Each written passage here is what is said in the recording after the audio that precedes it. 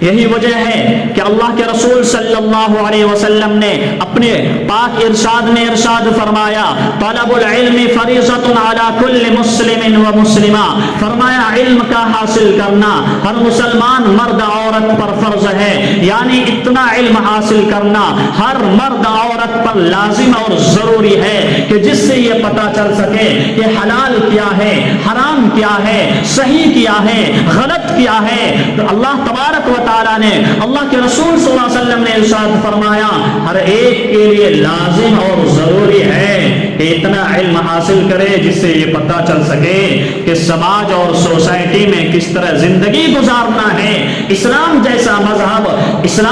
مذہب زندگی کے بارے میں کیا رہنمائی کرتا ہے، کیا گائیڈ کرتا ہے، اتنا علم حاصل کرنا ہر ایک کے لیے ضروری ہے۔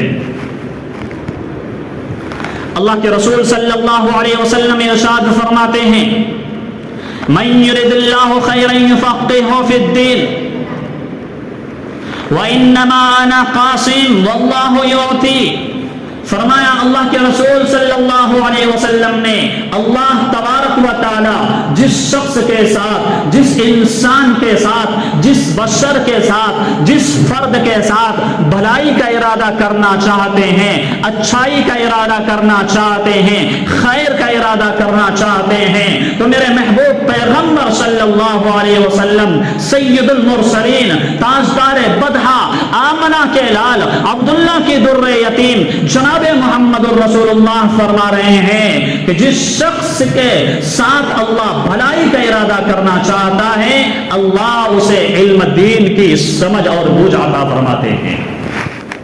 اور اللہ کے رسول صلی اللہ علیہ وسلم ارشاد فرما رہے ہیں وَإِنَّمَا أَنَا قَاسِمٌ، میں ساری دنیا میں علم کو تقسیم کرنے والا ہوں، بانٹنے والا ہوں، اور علم کو عطا کرنے والی ذات اللہ کی ہے۔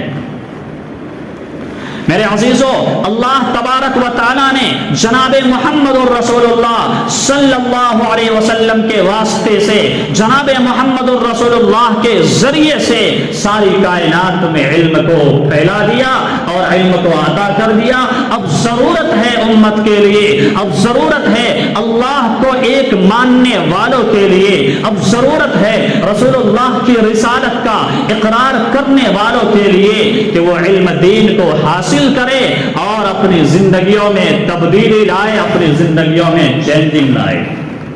یہ ضروری ہے ہر ایک کے لیے۔ میرے عزیزو، میں آج آپ حضرات کی خدمت میں یہ بتانے جا رہا ہوں کہ علم کے لیے کوئی عمر کی ضرورت نہیں، کسی ایج کی ضرورت نہیں کہ ایک بچہ ہے تو علم حاصل کرے گا، بوڑھا ہے تو علم حاصل نہیں کرے گا۔ میرے عزیزوں، قرآن کریم یہ بتاتا ہے، اللہ کے نبی علیہ الصلوۃ والسلام کی حدیث یہ بتاتی ہے، رب کا فرمان یہ کہتا ہے کہ علم حاصل کرنے کے لیے کوئی عمر نہیں ہے۔ میرے عزیزوں، سورہ کہف میں موسیٰ علیہ الصلوۃ والسلام کے واقعے کا ذکر ہے۔ موسیٰ علیہ السلام جب بنی اسرائیل میں بیان کر رہے تھے، تقریر کر رہے تھے، خطاب کر رہے تھے، تو کسی شخص نے پوچھا کہ آپ سے زیادہ اس روئے زمین پر، اس آسمان کے نیچے، اس زمین کے اوپر کوئی ایسا شخص ہے جو آپ سے زیادہ علم والا ہو، تعلیم والا ہو، آپ سے زیادہ کوئی ایجوکیشن والا ہو؟ تو میرے عزیزوں، موسیٰ علیہ السلام نے کہا تھا کہ میرے پاس جتنا علم ہے، میرے پاس جتنی تعلیم ہے، میرے سے زیادہ کسی کے پاس تعلیم نہیں ہے۔ تو اللہ تبارک و تعالیٰ نے موسیٰ علیہ السلام سے کہا جاؤ دو سمندروں کے بیچ میں، مجمع البحرین میں، دو سمندروں کے بیچ میں ایک شخص ہے جس کا نام خضر ہے، خضر علیہ السلام کے پاس جاؤ اور ان کے پاس جا کر علم حاصل کرو۔ چنانچہ میرے عزیزوں، موسیٰ علیہ السلام خضر علیہ السلام کے پاس گئے اور انہوں نے خضر علیہ السلام کی صحبت اختیار کی، خضر علیہ السلام کے پاس اور بیٹھے اور ان کے ساتھ انہوں نے سفر کیا، پھر انہوں نے میرے عزیزوں علم حاصل کیا۔ یہ واقعہ ہمیں یہ سبق دیتا ہے، یہ واقعہ ہمیں بتاتا ہے، یہ واقعہ ہمیں درس دیتا ہے اور ہمیں سمجھاتا ہے کہ چاہے زمانہ، چاہے عمر کتنی بھی ہو جائے، چاہے کس عمر میں بھی ہم پہنچ جائے، پھر بھی جو ہے ہمیں علم حاصل کرنا چاہیے۔ اگر کہیں پر علم مل رہا ہے، علم تقسیم ہو رہا ہے، علم بٹ رہا ہے اور علم حاصل ہم کر سکتے ہیں، تو موسیٰ علیہ السلام کا واقعہ ہمیں یہ بتا رہا ہے وہاں کے لیے سفر کرنا چاہیے اور جا کر کے علم حاصل کرنا چاہیے۔ یہ اللہ تبارک و تعالیٰ نے قرآن کریم کے سورہ کہف میں اس کا ذکر فرمایا ہے۔ اس واقعے کا ذکر کرنے کا مقصد صرف یہ ہے، مطلب صرف یہ ہے اور معنی صرف یہ ہے کہ علم کے لیے کسی عمر کی ضرورت نہیں، علم حاصل کرنے کے لیے کوئی عمر محتاج نہیں کہ چھوٹا ہے تو علم حاصل کرے گا، بڑا ہو گیا تو علم کا حاصل کرنے کا وقت اور ٹائم نکل چکا ہے، ایسا نہیں ہے۔ یہی وجہ ہے کہ حضرت عمر بن خطاب رضی اللہ تعالی عنہ نے فرمایا اطلب العلم ولو بالسین، علم حاصل کرو، اگرچہ علم حاصل کرنے کے لیے تجھے چائنا کا سفر کرنا پڑے۔ مطلب یہ ہے حضرت عمر فاروق رضی اللہ تعالی عنہ امیر المؤمنین، خلیفۃ المسلمین، خلیفہ دوم، خلیفہ ثانی حضرت عمر بن خطاب رضی اللہ تعالی عنہ یہ کہنا چاہ رہے ہیں، یہ امت کو بتانا چاہ رہے ہیں، یہ امت کو پڑھانا چاہ رہے ہیں، یہ امت کو تعلیم دینا چاہ رہے ہیں کہ علم چاہے دنیا کے کسی بھی کونے پر موجود ہو، تعلیم آپ کو دنیا کے کسی بھی کونے میں مل رہی ہو اور وہ تم حاصل کر سکتے ہو تو اپنے گھر کو چھوڑ کر کے، اپنے علاقے کو چھوڑ کر کے، اپنے ملک کو چھوڑ کر کے اس جگہ پر جاؤ اور جا کر کے علم حاصل کرو۔ فرمایا اطلب العلم ولو بالسین، علم حاصل کرو اگرچہ تجھے چائنا تک کا سفر کرنا پڑے۔ میرے عزیزوں، اللہ کے رسول صلی اللہ علیہ وسلم، اللہ کے رسول صلی اللہ علیہ وسلم کے سب سے اور دوسرے نمبر کے چہیتے صحابی حضرت عمر بن خطاب رضی اللہ تعالی عنہ کے فرمان پر سے پتہ یہ چلتا ہے کہ صحابہ کرام کو جب یہ پتہ چلا کہ علم کہاں پر موجود ہے، تعلیم کہاں پر موجود ہے، ایجوکیشن کہاں پر موجود ہے، ان کو یہ پتا چلا کہ فلاں ملک میں حدیث موجود ہے، فلاں ملک میں اللہ کا دین موجود ہے، رسول اللہ صلی اللہ علیہ وسلم کا فرمان فلاں ملک میں موجود ہے، تو انہوں نے میرے عزیزوں سفر کیا اور سفر کرنے کے بعد علم کو حاصل کیا۔ میرے عزیزوں، حضرت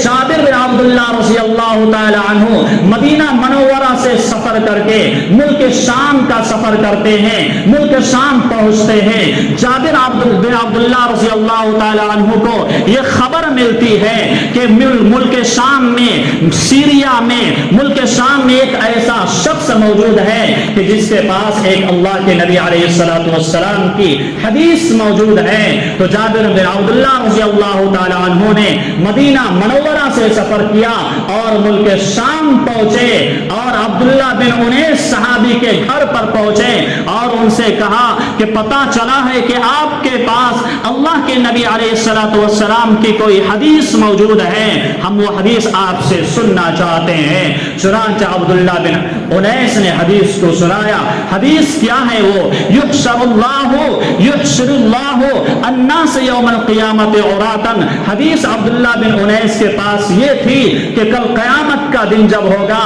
تو اللہ تبارک و تعالی قبروں سے جب لوگوں کو اٹھائیں گے، دوبارہ جب اٹھائیں گے، زندہ کریں گے، تو فرمایا کہ تمام کے تمام لوگ ننگے پن کی حالت میں ہوں گے۔ یہ حدیث موجود تھی، خبر ملی، مدینہ منورہ سے سفر کیا اور ملک شام پہنچے اور اس حدیث کو حاصل کیا۔ اسی طرح میرے عزیزوں، حضرت ابو ایوب انصاری صحابی رسول کے بارے میں آتا ہے کہ جب ان کو خبر ملی کہ ایک حدیث ہے اور وہ حدیث بھی ملک مصر میں موجود ہے، تو میرے عزیزوں چنانچہ حضرت ابو ایوب انصاری رضی اللہ تعالی عنہ نے گھوڑے کو خریدا۔ گھوڑے کو خریدنے کے بعد مدینہ منورہ سے سفر کیا اور پھر وہ ملک مصر پہنچے۔ پھر انہوں نے جس کے پاس وہ حدیث موجود تھے ان کے سے علم حاصل کیا۔ پھر میرے عزیزوں وہ وہاں سے واپس لوٹ کر آئے۔ تو ایک ایک حدیث کو سننے کے لیے صحابی رسول نے ہزاروں کلومیٹر کا سفر کیا اور ہزاروں کلومیٹر کا سفر کر کے انہوں نے اس حدیث کو حاصل کیا۔ میرے عزیزو، یہ واقعہ ہمیں یہ بتاتا ہے، یہ واقعہ ہمیں یہ سبق دیتا ہے کہ علم دین کہیں پر بھی موجود ہو ہمیں جا کر کے حاصل کرنا چاہیے، تعلیم کہیں پر بھی موجود ہو ہمیں جا کر کے حاصل کرنا چاہیے۔ میرے عزیزو، کسی کہنے والے نے کیا یہ خوب کہا ہے، اطلب العلم من المہد الی اللحد، علم کو حاصل کرو ماں کی گود سے لے کر قبر میں پہنچنے تک۔ ماں کی گود میں ہو تو اسی وقت سے علم کو حاصل کرنا شروع کر دو اور اس وقت تک علم کو حاصل کرو جب تک کہ تم قبر میں نہ اتر جاؤ، قبر میں نہ پہنچ جاؤ۔ میرے عزیزو، یہ جھلک اور یہ نظارہ ماضی کے زمانے میں اور صحابہ کرام کی زندگیوں میں یہ سارا منظر ہمیں نظر آتا ہے، یہ ساری چیزیں ہمیں تابعین کی زندگیوں میں نظر آتی ہے۔ میرے عزیزو، میں آپ کے سامنے ایک دو واقعہ بتا رہا ہوں، اس سے آپ کو یہ پتا چلے گا کہ صحابہ کرام کے درمیان اور صحابہ کرام کے اندر اور تابعین کے اندر علم کو حاصل کرنے کا کتنا زیادہ شوق تھا۔ وہ علم کو حاصل کرنے کے لیے ہر مشقتوں کو، ہر مشکلات کو، ہر پریشانیوں کو جھیلنے کے لیے، ہر پریشانیوں کو اٹھانے کے لیے، ہر پریشانیوں کو برداشت کرنے کے لیے تیار رہا کرتے تھے اور اس علم کو حاصل کرنے کی کوشش کیا کرتے تھے۔ میرے عزیزوں، گورنر مدینہ ہے، مدینے کا حاکم ہے، مدینہ منورہ میں بارش ہو رہی تھی، بارش کا موسم تھا۔ جب مدینہ منورہ میں بارش ہوا کرتی تھی تو مدینے سے باہر نکل کر کے لوگ پہاڑ کے نیچے جا کر کے نہایا کرتے تھے، کیونکہ بارش کے موسم میں پہاڑ کے اوپر سے پانی گرتا، پھر پہاڑ کے نیچے بھی پانی جمع ہوتا تو نہانے کا مزہ ہی اور ہوا کرتا تھا۔ تمام لوگ مدینے سے باہر نکل کر کے اس پہاڑ کے نیچے جا کر کے نہایا کرتے تھے۔ میرے عزیزوں، اس پہاڑ کے نیچے گورنر مدینہ بھی نہا رہا تھا، اسی راستے سے امام مالک کا گزر ہو رہا تھا۔ امام مالک کا جب اس راستے سے گزر ہو رہا تھا، گورنر مدینہ امام مالک کے سامنے کھڑا ہو گیا اور امام مالک سے کہنے لگا، امام مالک آپ کہاں جا رہے ہیں؟ آپ جہاں بھی جا رہے ہیں اور جس سفر میں بھی جا رہے ہیں، لیکن آپ پہلے مجھے اللہ کے نبی علیہ الصلوۃ والسلام کی حدیث سنائیے، پھر آپ آگے سفر کے لیے جائیے۔ امام مالک کو غصہ آ گیا۔ امام مالک نے کہا، یہ کون سا ٹائم ہے، یہ کون سا وقت ہے کہ راہ چلتے ہوئے آپ نے مجھے روکا اور حدیث سنانے کے لیے کہہ رہے ہیں؟ معلوم ہوتا ہے کہ اللہ کے نبی علیہ الصلوۃ والسلام کی حدیث کی عظمت، اللہ کے نبی علیہ الصلوۃ والسلام کی حدیث کی قدر آپ کے دل میں موجود نہیں ہے۔ امام مالک نے حدیث سنانے سے منع کر دیا اور کہا، راہ چلتے ہوئے میں کسی کو حدیث نہیں سناتا۔ چنانچہ امام مالک آگے چل گئے۔ یہ خبر یعنی امام مالک کی اور گورنر کی جو آپس کی یہ گفتگو ہوئی، امام مالک سے جو گورنر نے کہا تھا راہ چلتے ہوئے حدیث سنانے کو، یہ خبر پھیل گئی اور یہ خبر مدینے کے جج کے پاس، مدینے کے قاضی کے پاس پہنچی۔ تو میرے عزیزوں، مدینے کے جج نے گورنر مدینہ کو بلایا، مدینے کے حاکم کو بلایا اور بلانے کے بعد کہا کہ آپ کے دل میں حدیث کی عظمت موجود نہیں ہے، آپ نے حدیث کی توہین کی ہے، اللہ کے رسول صلی اللہ علیہ وسلم کے فرمان کی توہین کی ہے۔ اس توہین کی جرم میں آپ کے لیے 40 کوڑے کی سزا سنائی جاتی ہے۔ چنانچہ میرے عزیزوں، مدینے کے جج نے، مدینے کے قاضی نے 40 کوڑے کی سزا سنائی اور گورنر مدینہ کی پیٹھ پر 40 کوڑے پڑے اور 40 کوڑے انہوں نے کھائے۔ اس کے بعد دوسرے دن امام مالک کی خدمت میں مسجد نبوی میں گورنر مدینہ حاضر ہوا اور کہا، امام مالک، میں آپ کے سامنے حدیث سننے کے لیے حاضر ہوا ہوں، صرف ایک حدیث مجھے سنا دیجئے۔ میرے عزیزو، امام مالک رحمت اللہ علیہ نے ان کو ایک حدیث سنائی، 2 حدیث سنائی، 3 حدیث سنائی، 40 حدیث سنائی۔ 40 حدیث سنانے کے بعد امام مالک خاموش ہو گئے، آگے حدیث نہیں سنا رہے ہیں۔ گورنر مدینہ نے کہا، امام مالک، میں نے راہ چلتے ہوئے آپ کو کہا تھا ایک حدیث سنانے کے لیے، آپ نہیں سنائے، ناراض ہو گئے تھے۔ آج میں آپ کے خدمت میں آیا ہوں اور آپ سے میں نے کہا ایک حدیث سنائیے، آپ نے ایک نہیں 40 حدیث سنا دیے۔ تو امام مالک نے کہا، اس وقت تم نے راہ چلتے ہوئے مجھ سے حدیث سننے کی درخواست کی تھی، راہ چلتے ہوئے حدیث سننے کی ریکویسٹ کی تھی، اس وجہ سے میں نے حدیث نہیں سنائی۔ آج تم میرے پاس 40 کوڑے کھا کر کے اللہ کے نبی علیہ الصلوۃ والسلام کی حدیث کو سننے کے لیے آئے ہو۔ تو میرے عزیزو، گورنر مدینہ نے کہا کہ اگر مجھے یہ معلوم چلتا کہ 40 کوڑے کے بدلے 40 حدیث سننے کو ملے گی تو 40 کوڑے نہیں، میں 100 کوڑے کھا کر کے آپ کی خدمت میں حاضر ہوتا اور 100 حدیث آپ سے سن کر کے میں جاتا۔ میرے عزیزو، یہ گورنر مدینہ تھے، مدینے کے حاکم تھے، جن کے حدیث سننے کا اتنا زیادہ ان کے پاس شوق تھا۔ آج میرے عزیزو، علماء کرام، ائمہ کرام آواز لگائے کہ آؤ میرے پاس، اللہ کا قرآن سنو، نبی کا فرمان سنو، اللہ کا دین آ کر میرے پاس سیکھو، تو میرے عزیزو ہم یہ عذر کرتے ہیں کہ ہمارے پاس ٹائم نہیں ہے، ہمارے پاس وقت نہیں ہے، ہماری مصروفیات بہت زیادہ ہے، ہماری مشغولیات بہت زیادہ ہے۔ میرے عزیزو، گورنر مدینہ، مدینے کا حاکم، جن کے پاس حکومت کی ساری ذمہ داری موجود ہو، وہ حدیث سننے کے لیے امام مالک کی خدمت میں حاضر ہو رہے ہیں اور کوڑے کھا کر کے حاضر ہو رہے ہیں۔ میرے عزیزو، یہ پرانے زمانے میں حدیث سننے کا اور دین کو سیکھنے کا، رب کے فرمان کو سیکھنے کا شوق تھا۔ میرے عزیزو، امام بخاری کے وقت کا نام آپ لوگوں نے سنا۔ امام بخاری کے حالات میں لکھا ہے کہ امام بخاری حدیث کا درس دیا کرتے تھے۔ کہاں پر درس دیا کرتے تھے؟ عراق کی سرزمین پر حدیث کا درس دیا کرتے تھے، اور فرمایا کہ چوراہے پر، چورستے پر حدیث کا درس دیا کرتے تھے، بیٹھنے کا کوئی انتظام نہیں،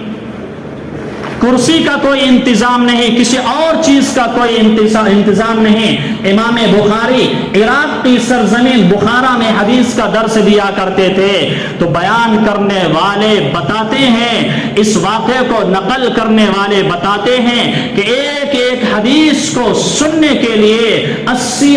ہزار لوگوں کی تعداد چوراہے پر کھڑے ہونے کی تعداد میں موجود رہتے تھے۔ ایک حدیث کو سننے کے لیے 80 ہزار لوگ رات میں کھڑے ہوا کرتے تھے۔ میرے عزیزوں، یہ شوق کا عالم تھا۔ رات میں میرے عزیزوں ہر جگہ پر پرانے زمانے میں ملک مصر میں، ملک شام میں حدیث کی محفلیں سجا کرتی تھی، حدیث کی مجلسیں لگا کرتی تھی۔ میرے عزیزوں، آپ کے یہاں پر اور ہمارے یہاں پر تو میرے عزیزوں گانے کی محفلیں، ڈانس پارٹیوں کی محفلیں لگا کرتی ہے، لیکن وہ زمانہ تھا کہ حدیث کی محفلیں لگا کرتی تھی، حدیث کی محفلیں سجا کرتی تھی۔ رب کے قرآن کو سننے کے لیے وہ لوگ آیا کرتے تھے اور حدیث سن کر کے، رب کے فرمان کو سن کر کے اللہ اور اس کے رسول کو خوش کر کے جایا کرتے تھے۔ میرے عزیزوں، ضرورت ہے اس بات کی کہ آج بھی ہمارے دل میں وہ بات اور وہ شوق آنا چاہیے جو شوق